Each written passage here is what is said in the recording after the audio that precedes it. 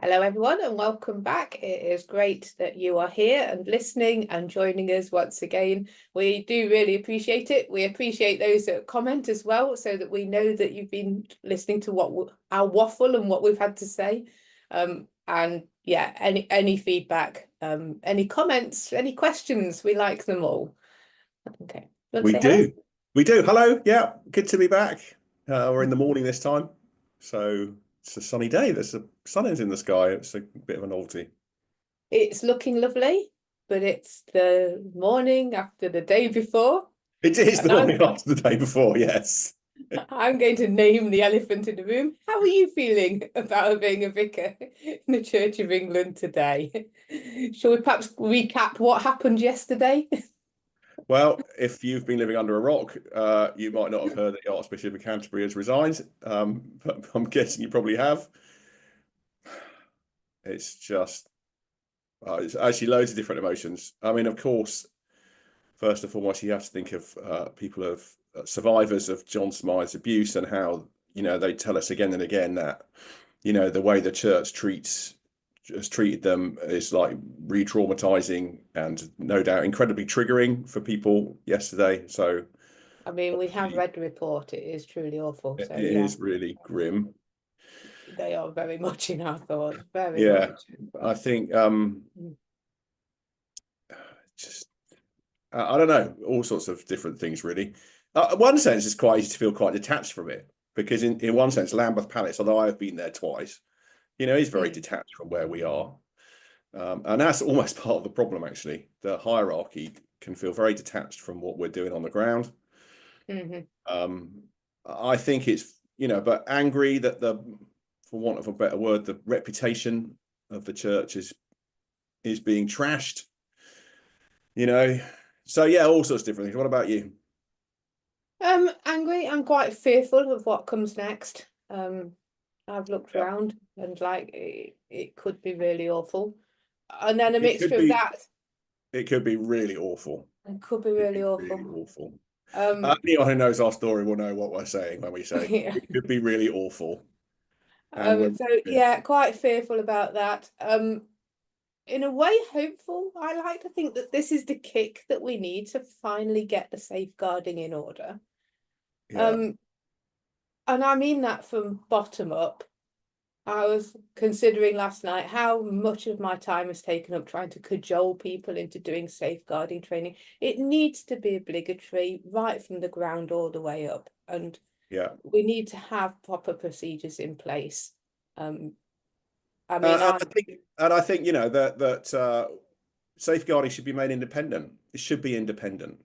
The yeah, you know the bishops can't do it. They have to give it over, as the J report has said. If anyone's familiar with this sort of stuff, there's another report that said it'd be independent, and the church is fighting it. So it needs to be independent. I mean, I'd go I further than just having an independent body. I'd have spot checks and fines and yeah have proper things so that yeah we've got legislation to fall back on as well. yeah, and maybe we should have sort of Ofsted style things. Come and open up your books. And I know there is some of that, but it's not enough. No. um, because actually, in one sense, it's helpful as I think when you're trying to, we're imperfect, but when you're trying to change the culture around that stuff, actually, you need a little bit of a stick behind you to say, look, we got to Yeah. do this, folks. We got to do this. Yeah. Uh, I mean, the whole of the Church of England runs on people following their expectations, and people don't follow Yeah, expectations. And normally, I'm quite proud of that. I also don't like to follow expectations, but when it comes to safeguarding, I wish they wouldn't dig their heels in then and like, let's get this yeah, sorted. It's important. It really yeah. is. Um, Well, we shall wait to see, as you say, with some fear and some hope. I mean, I would, I'm not to say, I think I'm very happy to be in charge for diocese. I like Bishop Gully. She came to our chapter last week. It was a really good meeting. And of course, her name's in the frame. In fact, quite significantly. So who knows? That could be good for the church. I think she probably would be a very good appointment. But I think it would be a shame for Chelmsford. So we'll see. I'll We'll be see. really surprised if it's a female Yeah, archbishop. I think that's true. I think that's true. I think there are a few good Yeah. female bishops, but yes, yeah, I am quite fearful, but we will carry on. We will carry on. We will carry on. Let's do today. Let's do today. Because tomorrow So, brings enough troubles of its own. anyone we think you'd be reading the Bible? Nah. Let's Very not old, be Jenny. silly. Quoting scripture. It's happening. So today we're looking at the reading for next Sunday. We have finished Sundays after Trinity. We are still in Mark's Gospel. And actually we are, No. but we're really building, I was going to say building down. That's not right, is it? Building up. You're building down, are you? I don't know how you build down. Well, I suppose foundations. Anyway, let's not go there. We're building up to Advent Sunday, really, aren't we? We're in the Sundays before Advent. So we're starting to get a little bit end of the worldy, apocalyptic as Advent Sunday approaches. I think that's what's happening. Which is always great to preach on, isn't it? Depends how doom and gloomy you are, but yeah. Absolutely. Well, on the other hand, though, it's going to turn out right in the end, I suppose, is the It'll all be better when you die. or when the Lord returns.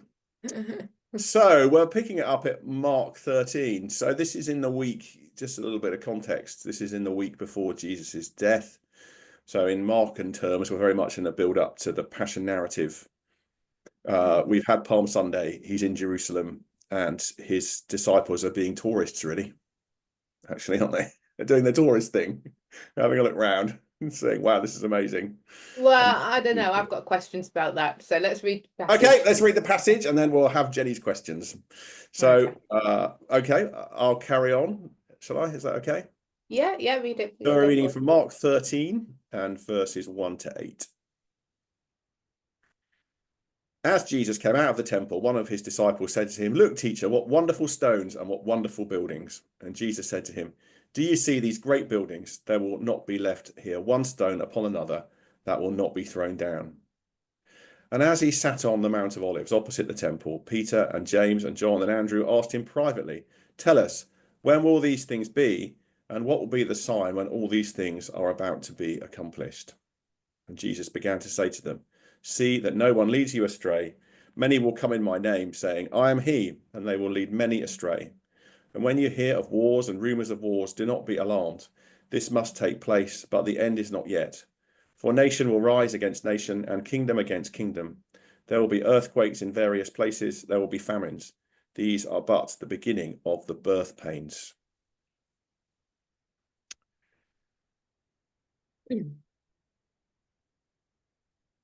Okay, what's your question? Okay, so reading back and reading forward, as I like to do. I'm thinking that this is probably not the first time that the disciples have seen the temple in Jerusalem. Maybe some of them, but not all of them. Do you think, because it immediately follows the widow's offering, so do you think they were just trying to distract from the fact that little bit of teaching? So they had watched a widow put a couple of coins in, and Jesus had taught them about how she'd given more than other people because she'd given all she had. Do you think it was a distraction technique? Oh, look at the big stones. Look at the big buildings. What, a distraction from that particular bit of teaching? Oh, well, okay. I've got a couple of thoughts about that. Firstly, of course, if you take John's narrative, then no, it's Jesus is going up and down to Jerusalem all the time. So in Mark's narrative, in fact, in the Synoptic Gospels, yeah, he only visits Jerusalem once in his adult ministry anyway. Obviously, visits it as a baby and as a... Well, that is recorded, but surely he would have been going. Yeah, absolutely. And I'm sure he would have gone to pilgrimage at Jerusalem. So no, I don't think it is the first time they've gone. I mean, the widow's offering is another passage, isn't it? But the widow's offering itself is an interesting passage because, as I've heard, if you go back into that passage, Jesus has just basically, it's possible that we misread the widow's mite passage because it follows immediately after Jesus is condemning the religious leaders for devouring widows' houses. Oh, okay. Yeah. So I think that's probably a subject for another podcast.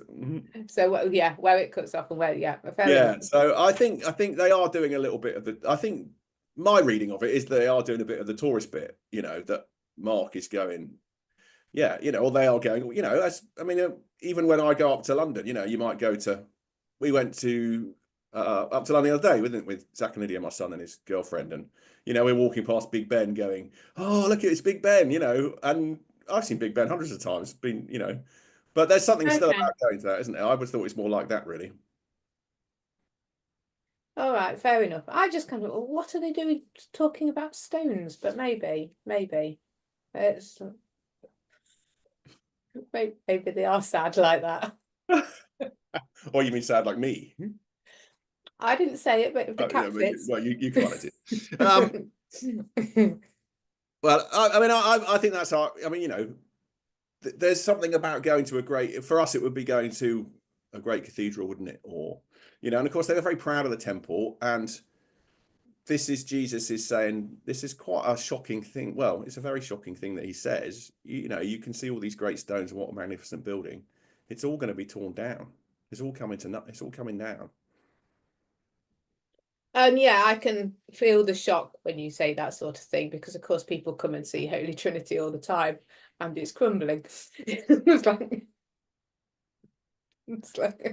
Yeah, it might all fall down. I mean, for us, I guess it would be a bit like going to St. Paul's, wouldn't it? And and look at this, fantastic, isn't it? What amazing architecture! It's all coming down. It's all coming down. And of course, this is challenging because it did come down, not very many years later, and it's still down, with the exception of the Western Wall. Which, I mean, have you been to Temple Mount? Oh yeah. Yeah. I mean, I've not been there, but yeah. So it's because of the way it's split now, it's quite difficult to actually even imagine it, I think. Yeah, because of the way that the city is split. But yeah, I've been to Temple Mount. so there's something here for me about what you put your trust in. What's ultimate, what isn't, what is temporary, what's ultimate. And of course, as Christians, there's that sense of which the presence of God is being relocated from the temple to Christ. Yes.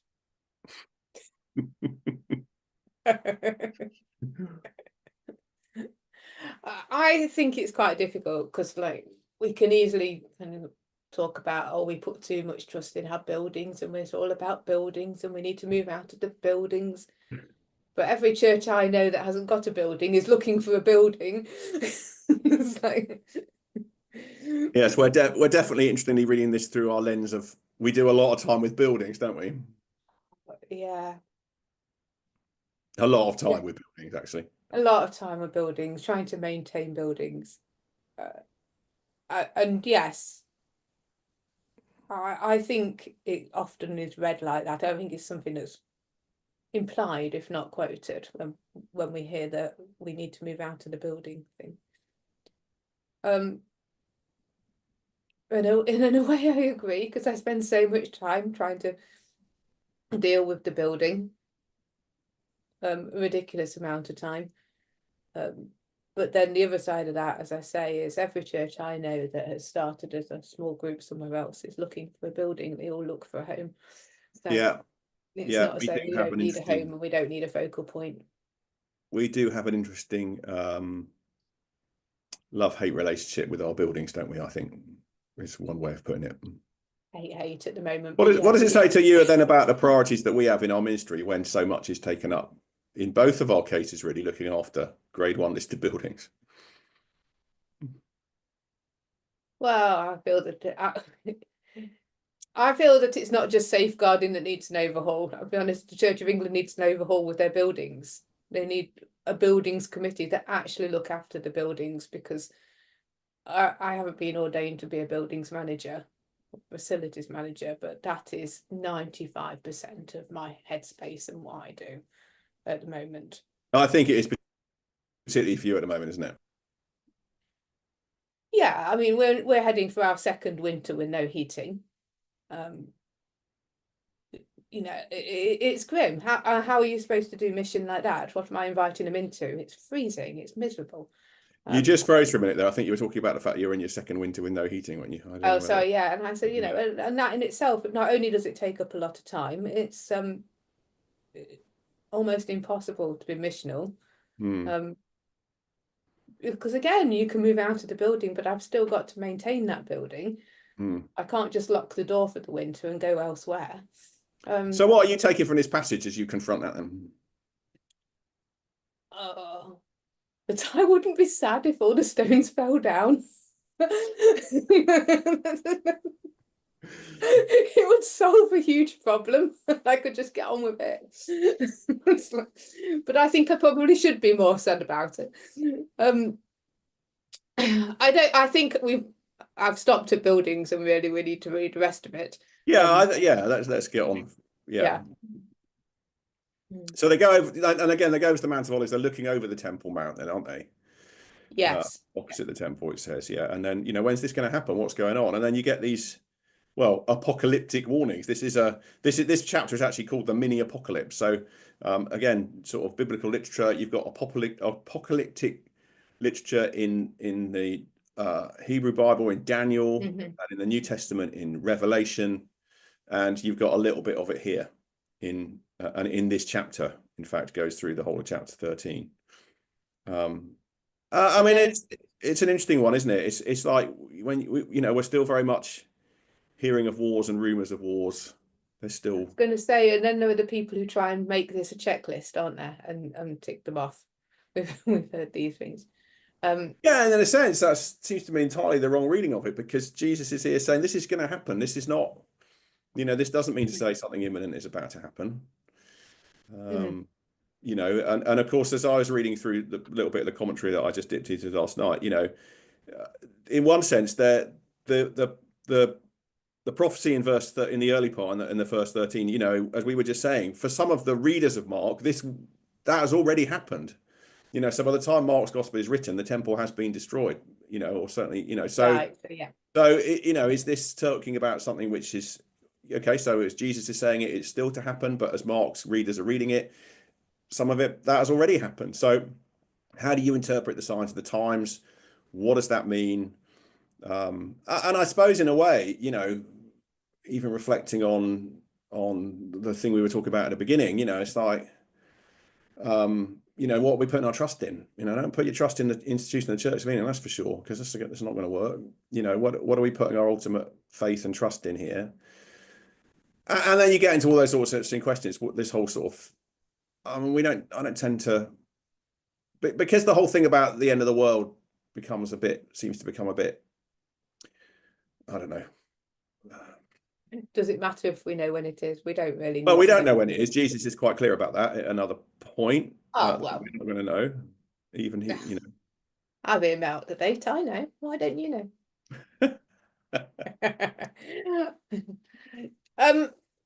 Let's just talk about the beginnings of the birth pains. Okay, yeah.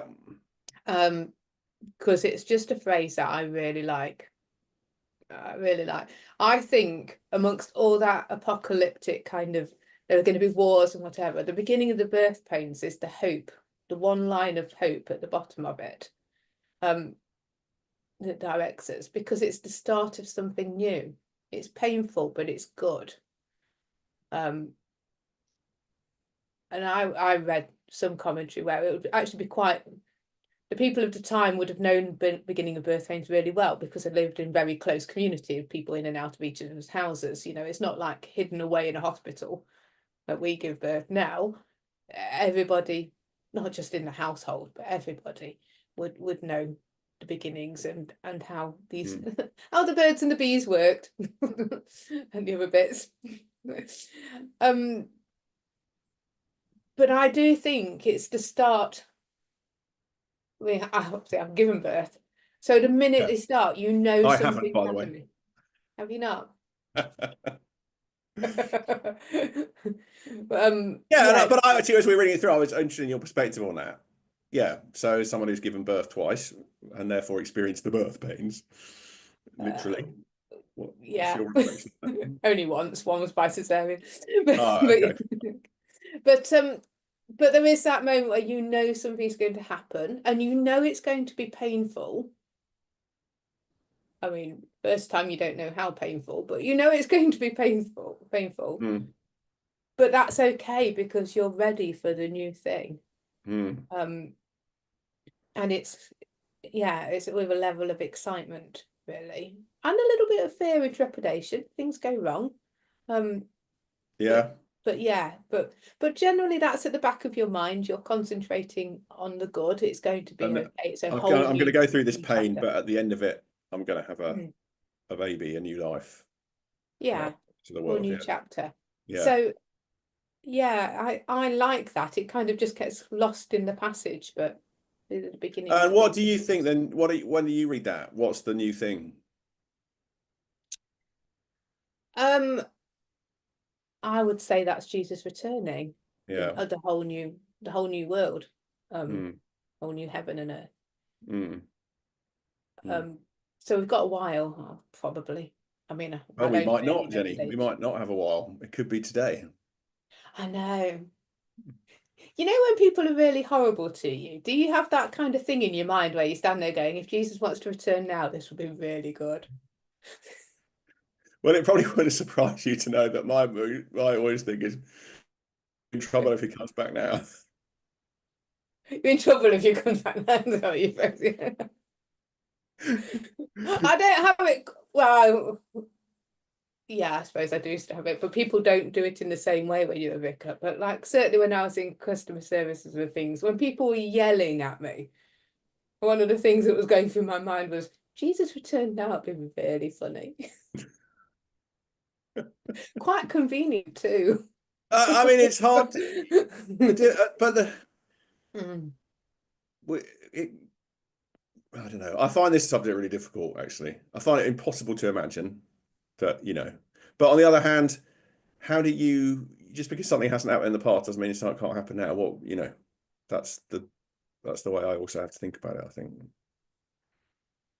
What's the difficult that he will come back whilst we're still alive? Yeah, I mean, obviously, I know that if he doesn't, I'm going to die like everyone else does. That's, we're all going to have to go through that. But yeah, I can't imagine. This actually is Yeah, a because really, I think resting in peace and rising in glory is a lot easier concept than he might yeah, turn no, up no, no, today. that's fine. Yeah, yeah. Well, that's fine. But, that's right. But on the other hand, actually, this is a really important part of the Christian faith, that Jesus is going to return and that things will be put right. And, all, as Paul says, it will be all in all. Is actually a really important part of our faith. But I suppose I don't preach on it a lot because it can sound a bit wacky, very quickly, and actually it hasn't always led the church into great places. But on the other hand, it is important. So how do we have what's the correct way to preach on it? How do we preach on it? How do you preach on it? Probably with my level of flippancy, to be honest. I find it quite. I'm slightly concerned that if he came back today, I wouldn't recognise him because I'm so cynical. I'd just think that was somebody else having going a bit mad. Well, I think you're not going to miss it. It's cosmic, isn't it?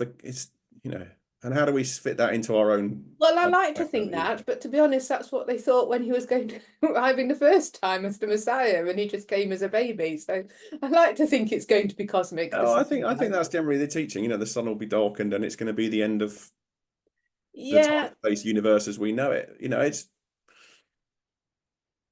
It's there. It's in the teaching exactly how it's going to work yeah. out. I mean, I think Jesus encourages not to speculate too much in it, which is why I think I'm being faithful as far as I can be to the text. Am I not doing that?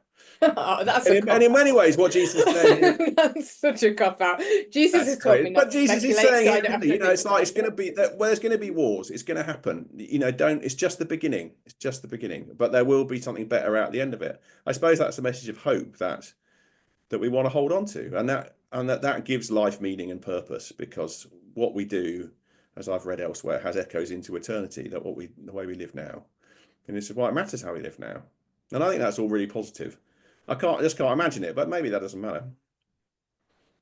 Oh, I spend so much time imagining it. Do you? Yeah. Seriously? Okay, well, we need to wind up really, but you know what? Give us a brief insight into your imagination that you think. As you walk down the street, if you imagine everybody's nice and everyone's happy and nobody's sad and no, I just think, and everything will look more colourful and everything will be perfect. And I mean, I'm hoping we're not all going to live in a garden, but I won't have hay fever. So you just want to. Oh yeah, and of course we touched on And this a little bit everybody the other will day, didn't worship and nobody we? will Well, think you're bonkers. But yeah, and we were touching on this the other day with Lazarus, wasn't he? And when Lazarus is brought back from the dead, and I think it was, well, I know it's my son Michael who asked the question, what about the wounds in Jesus' hands and side and the new body that we're going to have? And he was right actually about that. So you know, because but that's in one sense that's what it's saying, isn't it? That what it's not. It's not that the way we live now doesn't matter. It absolutely does, and that's an example. I suppose that's a picture of that for us, isn't it? That you know Jesus is still going to still bears those scars, and will still bear them for all eternity, which is amazing when you stop and think about it. So we probably need to wrap up. We do need to wrap up, but it's interesting to see, to maybe just tie, you know, even the stuff we're talking about at the beginning about how we feel about the church. You know, it's terrible what's happened. You know, and you know but we have to hold on to hope. You know, and we have to live in the best way we can now.